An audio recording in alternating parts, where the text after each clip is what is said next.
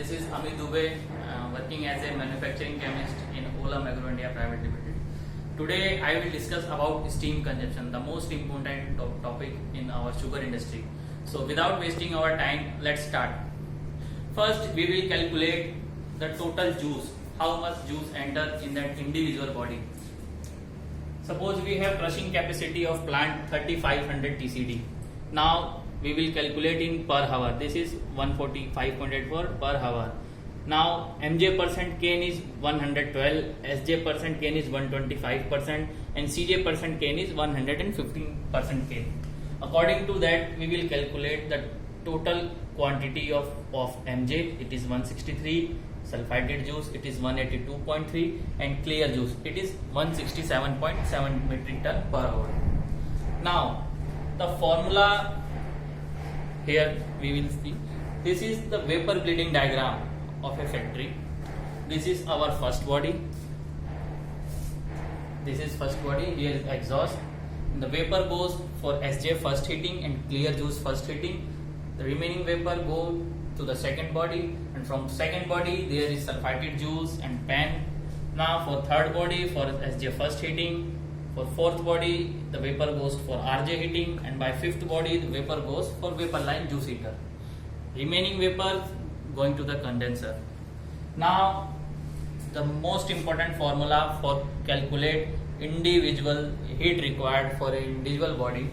Here is Qj, it is juice quantity. Cj is a specific heat, and here T outlet minus T inlet, quantity of juice outlet. Temperature of juice outlet minus temperature of juice inlet divided by latent heat. Here for vapor line juice heater, the juice inlet is 35 degree, outlet is 50, the temperature vapor of 61, and the latent heat of the vapor at 61 temperature is 562.7. According to then, for raw juice heater, juice inlet is 50, outlet is 72, and vapor temperature is 18. So how we calculate? Here is the formula: Qj into Cj into Ta minus T in divided by latent heat. So for vapor line juice heater, the juice quantity is 163.34. Here we have calculated.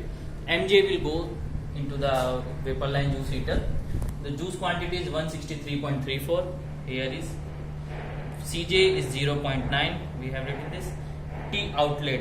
Outlet means that outlet temperature of juice from vapor line juice heater is 15, and inlet temperature of juice is 35. So 50 minus 35 divided by the latent heat of vapor is 562.7. This the latent heat of all type of juice, or for all temperature of juice, you can find this in the steam table by Hugot or anywhere. So here is steam table, a steam latent heat of different temperature.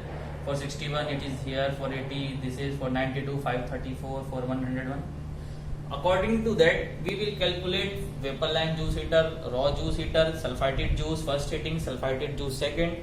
And now the other different method for calculating DCH for vapor required for DCH. In DCH what will happen? We will see.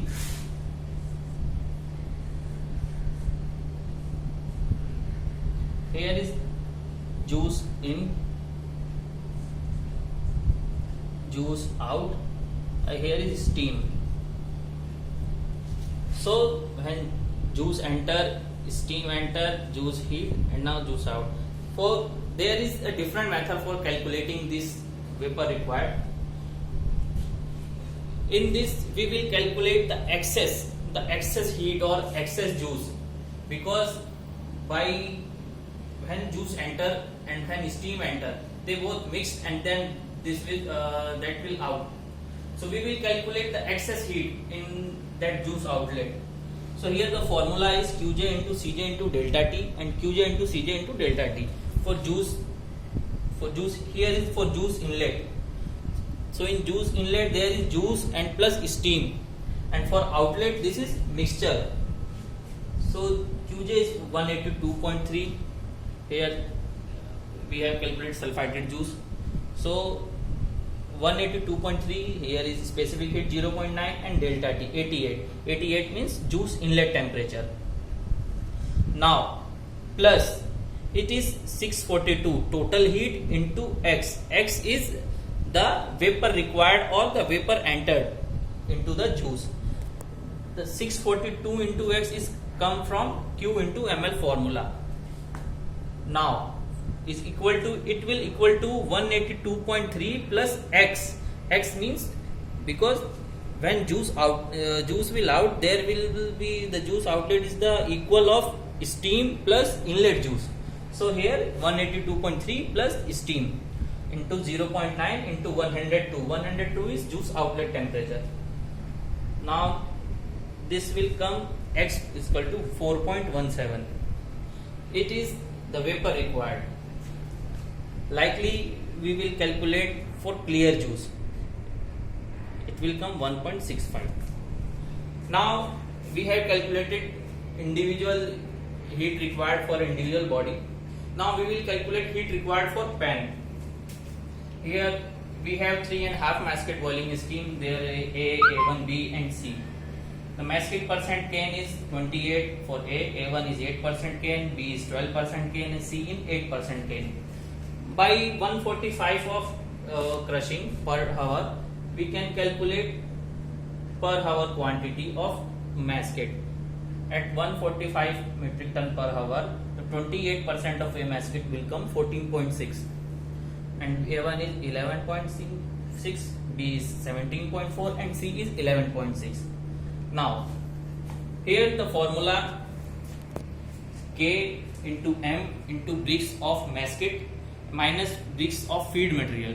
Suppose we are making a masket from syrup, then syrup is feed material and a masket is bricks divided by bricks of masket. Here M is the quantity of masket per hour, metric ton per hour, and K is a coefficient factor.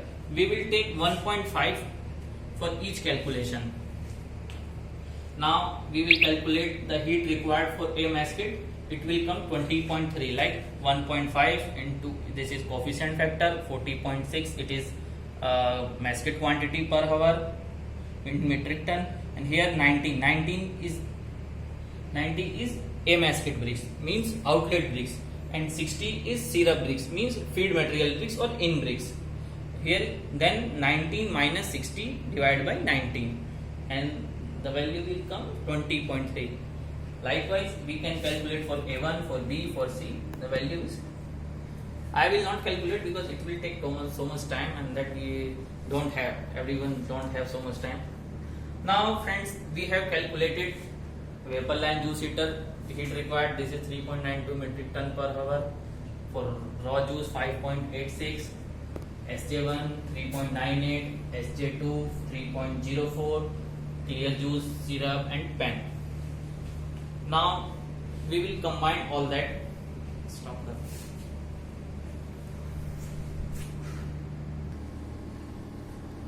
Now friends, we will move further. Here after vapor line juice heater, the vapor going to condenser and we don't know how much it is. So assume vapor going to condenser is equal to X. Suppose this value is X and this is vapor line juice heater heat required. So the total vapor bleed by this body, by fifth body, it will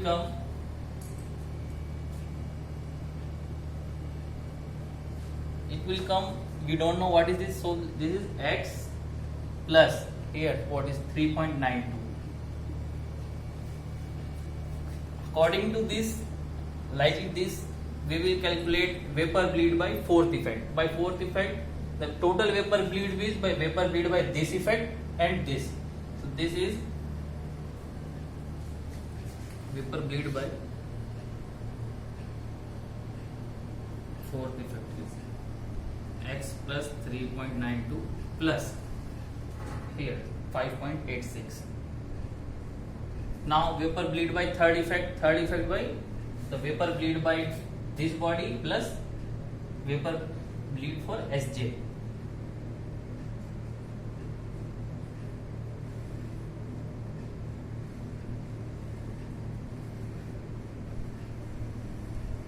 Plus ये 3.98. रुक. Now for second effect,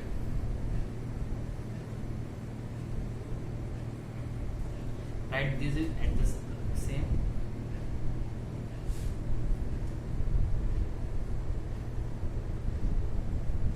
Plus for second effect, it is pan plus sulfhydrate juice. This is 34.29 plus 3.04. And by first effect, write same.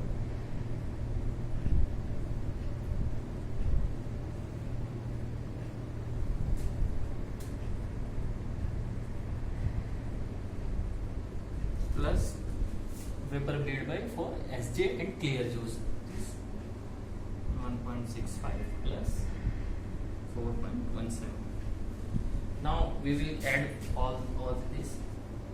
It will come 5x plus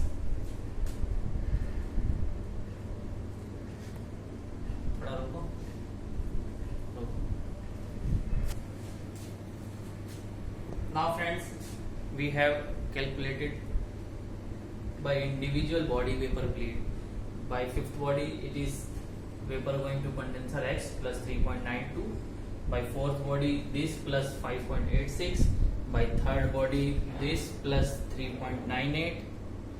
And by second body, this plus 34.29 and 3.04. And by first body, this plus clear juice and SJ. Here. So first we will calculate the value of X, and when we get this X, we will put this value in this, and we can calculate the individual vapor bleed by individual body. So how it will calculate? First we will calculate total evaporation. For total evaporation, suppose clear juice Brix is 12 and syrup Brix is 60. Then total evaporation will be 80%. 1 minus, it is formula 1 minus clear juice Brix upon syrup Brix. 1 minus 12 by 6 into 100, and it is 80%. So 80% total evaporation. For which type of juice evaporation? The evaporation of clear juice, and the quantity of clear juice we had is 167.71. It means we have evaporated the 80% of clear juice quantity. How much we have evaporated? We will calculate here.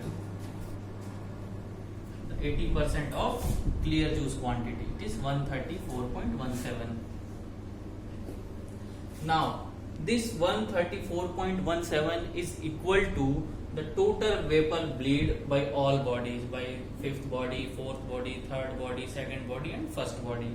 Here when we will add all this, it will come 5x plus 132.76. 5x plus 132.76, and it is equal to this value 134.17. By this we can get the value of X.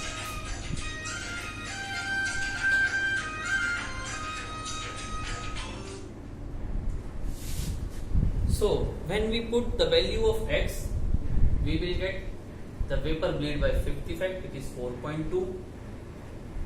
By fourth effect, it will come 14.04.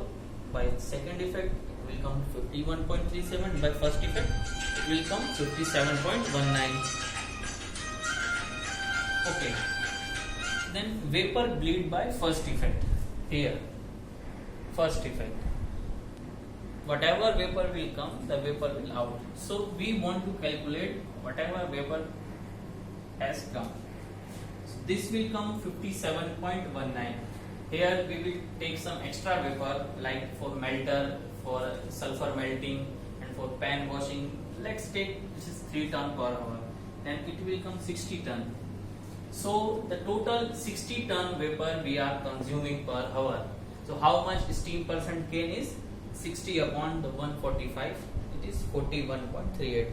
This is our steam consumption percent gain. Thank you friends.